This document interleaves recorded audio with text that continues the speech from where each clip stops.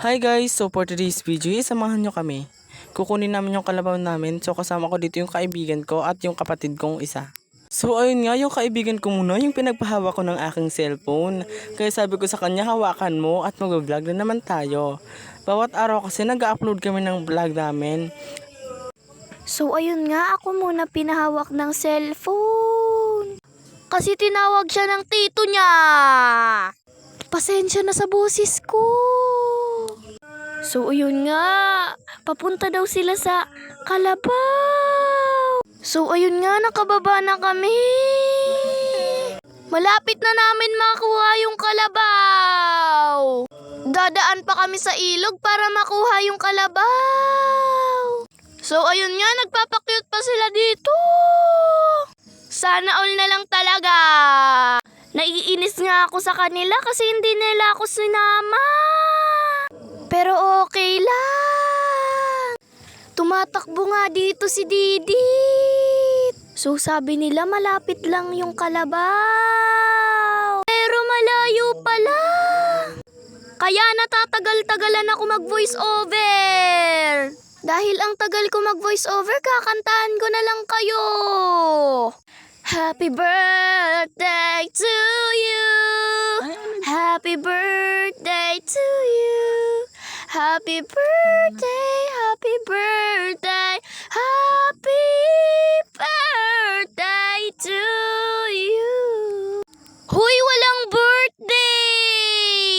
Bakit ka kumanta nun? So ayun nga, pababa na nga sila dito, kukunin na yung kalabaw. Ang layo talaga ng pinuntahan nila. So ayun nga, nagpapakyut pa ang isa dito. Naiinis talaga ako sa inyo. Kasi di nyo ako sinama. E di sana na-enjoy ko man lang yung pumunta sa ilog. Kaso lang madumi pala yung ilog dito. Kaya wag na lang. Pero sa susunod sasama na ako sa inyo. So andito na nga sila. Kinukuha na nila yung kalabaw. Nahirapan pa nga sila dito kasi yung kalabaw ayaw umalis sa tubig. Hoy te, hapon na, umalis ka na dyan. Eto nga, tinatanggal na niya yung lubid. So ipapahawak niya to kay Didet. Hoy, anong hawak? Mali kayo ng iniisip. Yung lubid.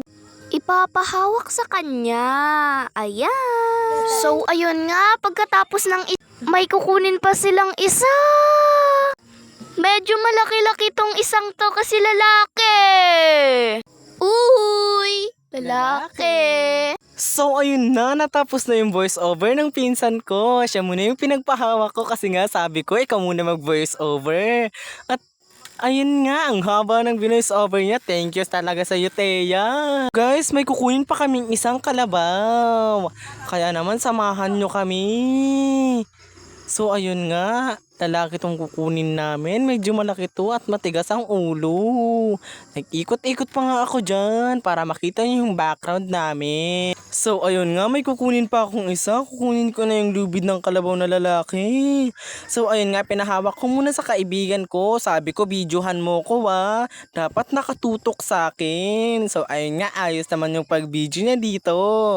So kaya naman hinuhubad ko na kasi gabi na, mag-aalas 6 na dyan ng hapon. Kaya naman binilis-bilisan na namin. Sabi ko akin na kasi ako na maghahawak.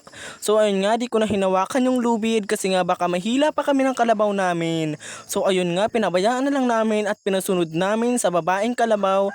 At ayun nga, sinundan namin baka tumakbo ito.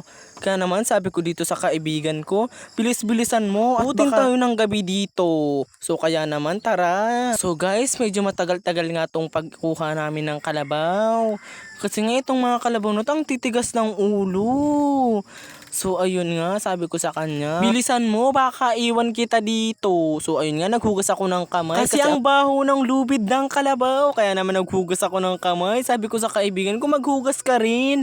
Pero sabi niya, ayaw niya daw maghugas, dun na lang daw sa taas. Dun sa mga bahay na may mga gripo naman. Kaya dun na lang kami maghuhugas ng maayos. So sabi ko, bilisan mo na kasi dumidilim na yung langit. Kaya sabi ko, bilis-bilisan.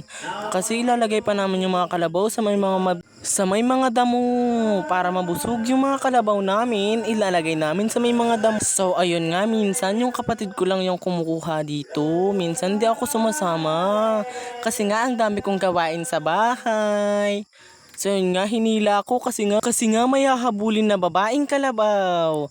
Kaya naman sabi ko, naku, baka ano pa mangyari dito, kami mapapagalitan nito. Kaya ayun, ipinahila ko na lang kasi di ko kayang hilain kasi nga ang lakas ng kalabaw. May nakita kasi kaming mga nagkalabaw at may daladala silang kahoy. So ayun nga, hinila naman nila para hindi magsalpukan yung dalawang kalabaw. Salpukan daw, hindi. So ayun nga guys, sa mga oras na to ay nilalagay na ng kapatid ko yung isang kalabaw na babae. So ayun nga, hinihintay ko na lang siya para siya na lang ang magkuha nito. So tara guys, samahan niyo muna kami at may pupuntahan kami ni Dilit na pinakamaganda. Charot. Joke lang, pero pinupuntahan din namin to minsan, but almostly kasama ko din yung mga kaibigan ko. Siya muna nga yung pinagpahawak ko ng cellphone. Yung kaibigan ko, kasama ko si Didit. Ikaw na muna mag-video dyan kasi yung kalabaw baka tumakbo. Mapapagalitan kasi kami nito ni Papa kapag nakawala tong kalabaw na to. Sabi ko sa kanya, videohan mo muna ako at magpapakita. Ayun. Naku, hindi. Kaya naman, galit pa sa akin. Nag-picture muna kami dyan. Habang inaayos ng kapatid ko yung isang kalabaw. Sabi ko sa kanya, mag-picture muna tayo. Ikaw maghawak ng cellphone. So yun nga, ang gulo ng cellphone. Baliktad na. Di ko alam kung saan na to patungo. Ang ganda nga ng ilog dito, kaso lang, ang dumi. Di pa kasi umuulan dito ng malakas at di pa bumabaha. Hindi pa nalilinisan yung ilog dito. Nakikita nyo naman, di ba? Oo. Surprising, chara. So, ayun nga, sa mga oras na yun, hinihintay lang namin yung kapatid ko. Inaayos na yung mga kalabaw. Kasi papauwi na kami. Medyo magagabi na rin, kaya naman dinadali-dali na yung kapatid ko. Sabi ko, bilisan niya kasi magagabi na. So, ayun nga, nagpipicture kami dito. Paikot-ikot na lang, di ko na alam kung saan na to patungo kamerang to. Balibaliktad na yung pag-video namin dyan kasi nga gabi na. Kala nyo lang maliwanag pero hindi.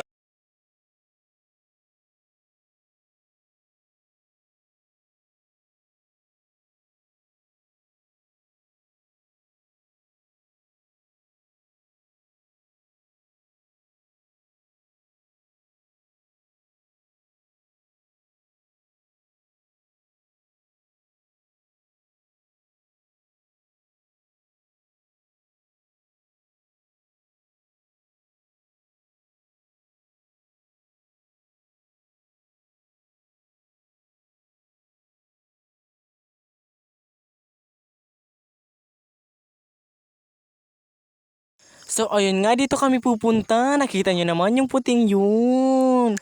Kaya naman tara guys, samahan nyo kami ni Didit na pumunta dun. Magpipicture kami dun. Kaming dalawa lang at wala kaming ibang kasama. Kita nyo naman, di ba? Ang saya ko kapag si Didit palagi yung kasama ko at si Thea. Palagi kaming masaya kapag magkakasama kaming tatlo. Kaya naman tara guys, kami lang dito ni Didit magkasama. So si Thea nga tulog dun sa kanila. Pero sabi ko kanina, siya muna magbo-voice over.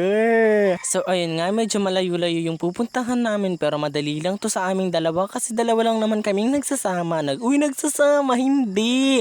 Magkasama. Dalawa lang kaming magkasama kaya medyo sabi ko, madali-dali rin tong lalakarin natin. Kaya tara guys, bababa na kami. Nakikita nyo na yan. At may ilog pa kaming lalakarin sa baba. Pero ang dumi ng ilog. Sabi ko nga sa kanya, bilisan mo. So ayun nga, may ilog, oo. Sabi ko magdahan-dahan ka kasi baka madulas ka. So ayun nga, papataas na kami. So ayun nga, ang hirap naman ng hagdanan na to. Di ko na alam kung saan to patungo. At patungong langit ba to? Hindi. Ang hirap kasi nabubunggo yung tuhod mo dito. Talagang hindi na to hagdan. Hagdan na to papuntang impyerno. So ayun nga, pagkataas namin, wow, ang ganda ng view. Dito kami sa may palayan. Sabi ko kasi sa kanya, paghapon maganda dito eh. So ayun nga, nag-picture muna kaming dalawa kasi nga excited na kami. So ayun nga, pumunta lang kami sa dulo, nagpaikot-ikot pa ako dyan, nag-selfie. At ayun nga, guys, ang ganda ng view dito kapag hapon. Ang ganda talaga dito sa probinsya kasi simo yung hangin, fresh. Pero minsan may mga chismosa, kaya asahan nyo na hindi mawawalan kahit saang lugar pa yan. So ayun nga, pumunta kami sa dulo, pinicturean ko muna siya, nagpicture kami dito. So nag-uusap lang kami ditong dalawa. So ayun nga, inyaya ko siya. Sabi ko sa kanya, tara na, dun tayo sa dulo kasi mas maganda dun. Pinuntahan namin, nagmadali kami at nagpicture pa ako dyan, napapakute pa, hindi na alam ang ginagawa. Kaya naman tara na guys. Cute ka pa kasi, bilisan mo na. Ang ganda ng view kapag hapon dito. So ayun nga, nilagay ko na, nakita pa yung kipi. Ayun din. So ayun nga, nag-picture kami at inilapag ko muna yung cellphone ko. Ayun nga, nagpapakit na naman ako, nagpipicture kasi yan. So guys, ayun nga nang huhusgahan yung voice over ko. So ayun nga guys, patapos na tong vlog namin. Sana nag-enjoy kayo. Bye!